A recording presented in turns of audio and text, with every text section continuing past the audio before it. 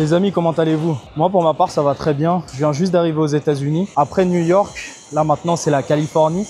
Je vais découvrir un autre aspect de la culture américaine. Donc, pour ceux qui sont pas très calés en géographie, New York, c'est côte Est. J'y étais allé pendant l'hiver, c'était pas la même ambiance. Là, maintenant, je suis côte Ouest, Californie. Du coup, c'est Hollywood, Yosemite, Los Angeles. Là, je viens juste d'atterrir à Los Angeles et franchement, le décalage horaire est en train de me tabasser. Faut savoir qu'ici, il y a 9 heures de décalage horaire avec la France. C'est-à-dire que là, il est 18h09.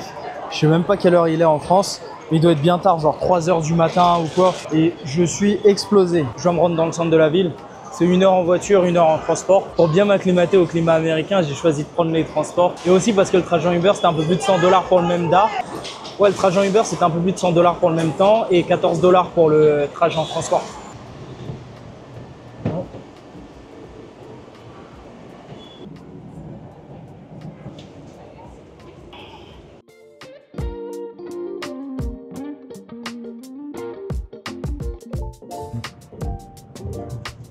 Ah, les Américains, ils aiment trop mettre la clim partout, ça me rend fou. Je suis à 2 doigts de tomber complètement malade là parce qu'il devait faire genre 17 degrés dans le bus pendant qu'il fait 27-28 degrés dehors. Mais après, je pense que c'est culturel.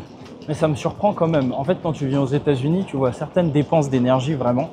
Genre au niveau de la clim, au niveau de l'éclairage public et tout. Et tu te dis franchement, quelle différence toi tu vas faire en France juste en éteignant la lumière du couloir chez toi. Enfin, je suis d'accord que tout le monde doit faire un effort pour faire en sorte d'économiser l'énergie à long terme. Mais quand des villes, des régions, des organismes publics comme ça, dans le monde entier font des dépenses de fou, c'était pareil en Thaïlande, tu te dis que franchement tes efforts ils comptent pas du tout. Même si tous les citoyens font ce genre d'efforts, ça fait vraiment une petite différence quoi. Allez. Sans contact. Est-ce qu'ils ont le sans contact ici? Wesh, ils ont pas le sans contact ici. Ça y est, je suis un vrai Américain maintenant. Ici, partout où tu vas, il y a écrit ça là, no loitering. En gros, t'as pas le droit de traîner, t'as pas le droit de squatter, par exemple, rester posé comme ça dans une station de métro ou bien rester posé, je sais pas, dans une gare. Donc soit tu restes chez toi, soit tu fais un truc précis ou bien tu bouges quoi. Apparemment en France, ils peuvent pas vraiment faire ça parce qu'en France, on est beaucoup plus dans le respect de la liberté de chacun, dans le respect du fait que vu que c'est un espace public, tout le monde entre guillemets peut traîner où il veut, enfin hors cas exceptionnel. J'ai trouvé ça particulièrement marquant parce que c'est vrai que partout où tu vas, tu vois pas trop des gens traîner ou rester à un certain endroit. Même là, je suis resté tout à l'heure un peu 5-10 minutes à la machine parce que je galérais. J'ai vu que la police il commençait à me regarder bizarre parce que ici c'est quelque chose qui se fait pas. Et pareil, j'ai vu un SDF qui était dans un coin, bah, les policiers sont partis le déloger directement. Donc c'est particulièrement impressionnant quand on n'est pas habitué.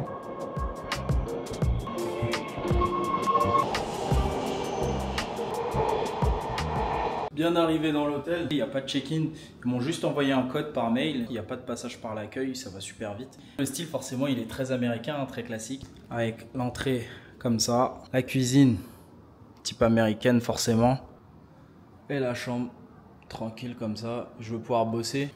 Par contre, c'est quoi cette ville de fou? On verra dans les prochains jours. Hein. Mais c'est la première fois que moi, un mec de 100 kilos, je me sens en insécurité quelque part. Encore, tu m'aurais dit Amérique du Sud, je veux bien. Déjà, quand j'étais allé à New York, c'était moyen. Mais là, franchement, je marchais dans la rue. Les mecs, ils sont complètement fous. Déjà, il y a 5 craquettes au mètre carré dans le métro. Je me dis, bon, pourquoi pas, les pauvres, ils ont nulle part où aller.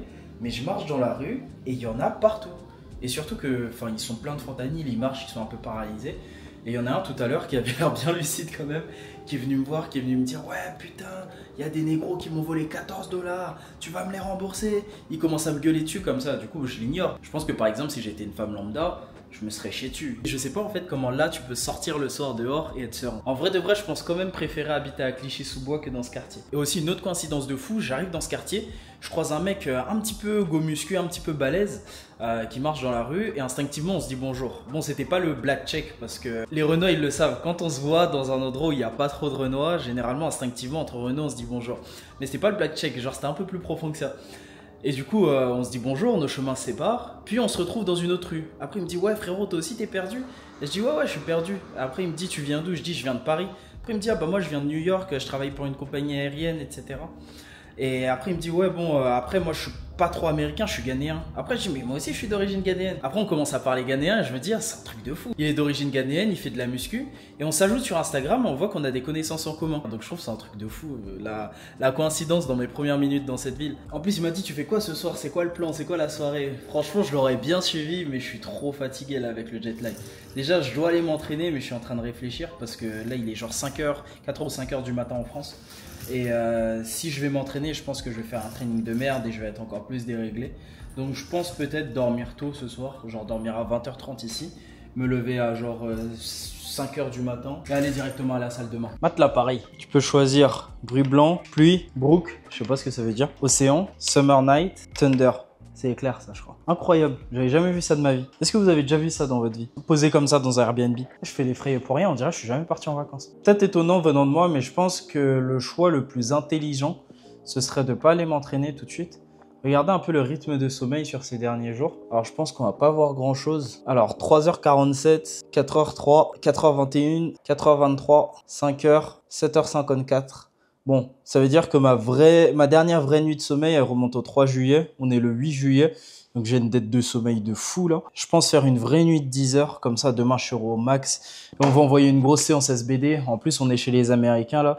Donc je peux pas partir dans une salle de power américaine, arriver avec un squat à 210 et faire 5 reps. Vous me direz, pourquoi Rico, tu dors pas? C'est parce qu'il y a eu un concours de circonstances ces derniers jours. En gros, j'ai eu une nuit où j'ai très mal dormi, où j'ai quasiment fait une nuit blanche. Et ça m'a déréglé surtout. Parce que la nuit d'après, je devais me lever tôt. La nuit d'après, je devais aller gérer une compétition. Ensuite, la nuit d'après, j'avais rendez-vous. Ensuite, la nuit d'après, je devais prendre l'avion. Et vu que j'étais déréglé, j'arrivais pas à dormir tôt. Donc en même temps, j'étais crevé, mais j'arrivais pas à dormir, laisser tomber un vrai bordel. Donc là, je vais essayer de me rattraper un peu. Là, il est 21h, je suis claqué comme jamais. Normal, il est 6h du matin en France. Je vais trouver un truc à bouffer, passer une bonne nuit de sommeil et demain, je serai à 1000%. Mais la taille des rideaux, c'est pas possible. Il y a des gros trous dans les rideaux. En fait, tu dors dans ton lit, t'as aucune intimité. Le lit, il est là, les rideaux, ils sont là. Tu peux rien faire sans que les gens ils te voient de l'extérieur. The next day. J'ai fait une connerie, mon parfum il s'est renversé dans ma trousse de toilette. Du coup, ma brosse à dents elle sent le parfum. Je sais pas si je vais choper un truc en étant comme ça.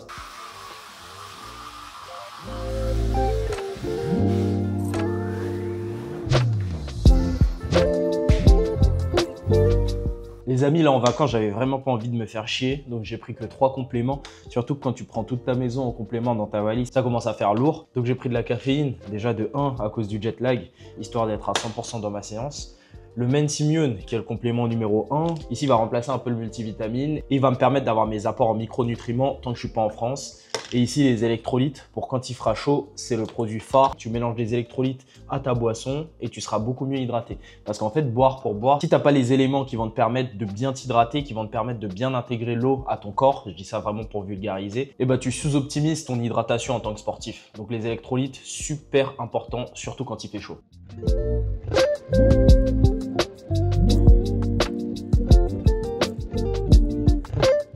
Après s'être occupé de quelques prog, training time, ce qui est bien. Je kiffe les chambres d'hôtel où il y a juste un code à taper. T'as pas à te trimballer à la carte partout. Où est-ce que je peux manger un truc un minimum clean avant ma séance à proximité de mon hôtel pour le petit déjeuner? Je précise que je vais aller m'entraîner à Barbell Brigade, donc si c'est entre les deux, c'est encore mieux. Quand je vois l'état de la ville, les gars, remercions le système social français. Il y a 70 000 SDF dans le comté de Los Angeles et tu le vois vraiment, mais j'ai jamais vu ça de ma vie. C'est The Walking Dead. C'est dur à dire, mais en fait, à tous les coins de rue, tu vois genre 5 personnes sous fentanyl. J'ai jamais vu ça de ma vie. En comparaison, je crois qu'il y a genre 10 000 SDF dans toute l'île de France. Et si tu te dis que vraiment, juste dans le comté de Los Angeles, il y a 70 000 SDF minimum, d'après les statistiques, de ce que j'ai pu comprendre, en gros, ils n'ont pas de filet social. En gros, si tu perds ton taf, tu finis SDF. Ou bien si t'es pas assez bien payé à ton taf, bah tu finis SDF. Alors qu'en France, si jamais tu as ce genre de galère, bah tu as le système social qui va quand même pas mal t'aider. C'est pas pour faire un débat politique ou quoi que ce soit, mais personnellement, je préfère largement notre système à nous que le système américain. Après, tu me diras, le système américain, c'est vraiment basé sur l'individualisme. Et si t'arrive quelque chose, c'est de ta faute. Moi, je suis un mec qui vit avec cette philosophie, mais je pense quand même que l'État doit garantir des sécurités pour les citoyens pour éviter ce genre de situation parce que franchement, c'est vraiment triste. Mais ne lancez pas de débat sur le socialisme dans les commentaires. Tout ce que je dis, c'est que c'est bien qu'en France, on ait moins de SDF parce qu'il y a un système qui aide un minimum. Il n'y a pas de débat politique. Il y a trop de choix. J'ai jamais vu ça. Tu sais même pas quoi prendre. En plus, quand tu arrives ici, tu as limite peur de manger de la viande. Tu sais, les Américains, quand ils se font choper pour dopage, les athlètes, ils aiment trop dire « Ouais, ma viande, elle a été contaminée par je sais pas quoi. » Bizarrement, ça arrive qu'aux États-Unis. Et là, j'ai grave chaud de prendre genre un poulet. Je m'envoie 500 grammes de poulet là. Et je rentre chez moi, j'ai un contrôle de la FLD et je vois que je suis positif. Ah!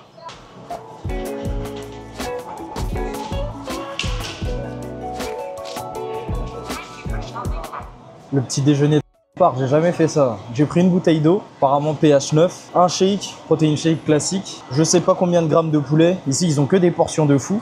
T'as l'impression que les enfants, ils mangent pas ici. Quand tu vas acheter un truc, t'as l'impression que tu achètes de la bouffe pour un mec de 130 kilos et qu'il n'y a pas de petites portions.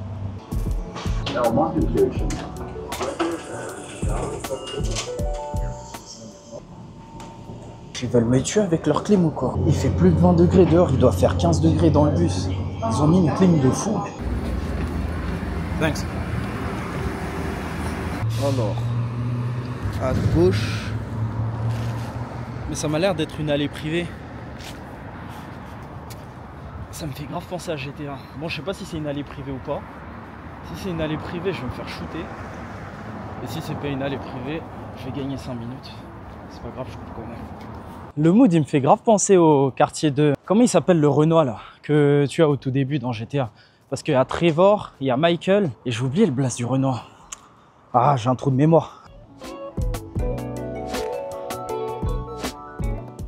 J'ai trouvé une bonne salle de power. Franchement, le gérant hyper sympa. J'ai bien discuté avec lui. C'est un boxeur apparemment. Franchement, la salle est pas mal. Je vais filmer ça.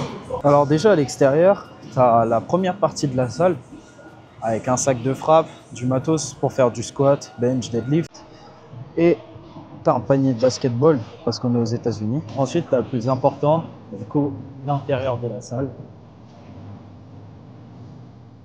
Avec déjà du matos cardio. Ensuite, tu as la poulie. Après, tu as les bandes développées couchées. Je crois qu'il y a développé couché. Pareil, au niveau des racks à squat, je crois qu'il m'a dit qu'il y en avait 12.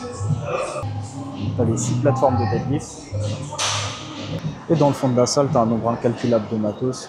Tu as les medicine balls, kettlebell, les différentes barres pour s'entraîner, les ceintures de lest, la SSB. Donc on peut dire que la salle est pas mal équipée. Quand tu la vois de l'extérieur, elle ne paye pas trop de mine. Et quand tu arrives à l'intérieur et que tu vois qu'il y a ce qu'il faut pour faire de la musculation, des haltères, 12 racks à squat, 6 bench, 6 plateformes de terre, tu te dis qu'elle peut quand même prendre une grosse affluence même si elle n'est pas énorme.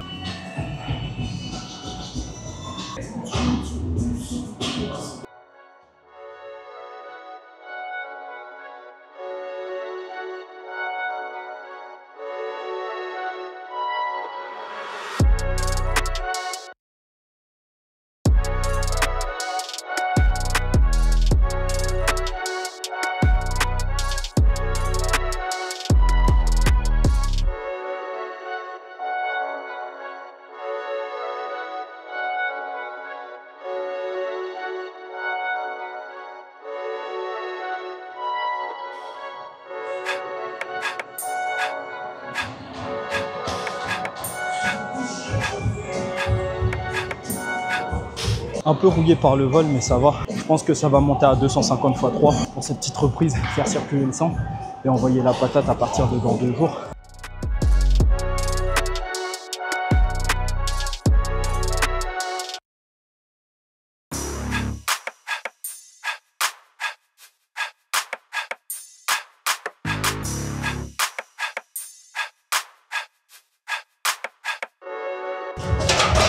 Alors au niveau du squat, je suis monté à 250 x 3. Comme vous avez pu le voir, j'étais bien gaze, mais c'est un charge de revanche. De toute façon, vous le verrez dans les vidéos des prochains jours.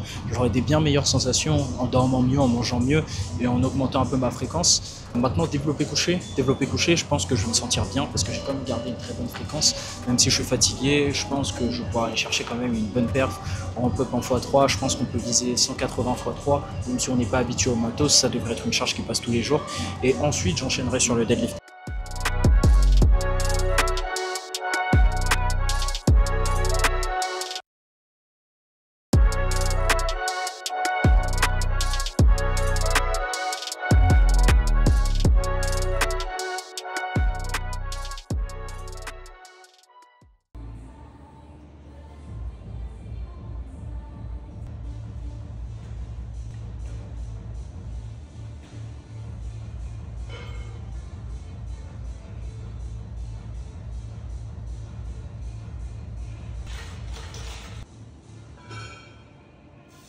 Au final, j'ai mis 175 kg et pas 180 kg développé couché parce que je savais pas trop comment j'allais me sentir. Et j'ai pas voulu me cramer vu que je refais du développé couché demain. Mais assez content de commencer à bouger. Évidemment, je suis pas habitué au banc et tout, mais quand même assez content de commencer à bouger. Dans les prochains jours, je vais mettre ce qu'il faut en place pour pouvoir être meilleur. Parce qu'au final, indépendamment du matériel, si les barres elles montent pas comme je le veux, c'est de ma faute. C'est de la faute à mon organisation. Donc on va faire les choses bien, on va faire les choses carrées parce qu'il y a des gros objectifs. Maintenant, on se remet dedans. Il y a le deadlift à faire. Sur le deadlift, je vais faire une montante à partir de 230 kg, rajouter environ 15, 10, 20 kg par série et voir où est-ce que je me sens m'arrêter sur des x4.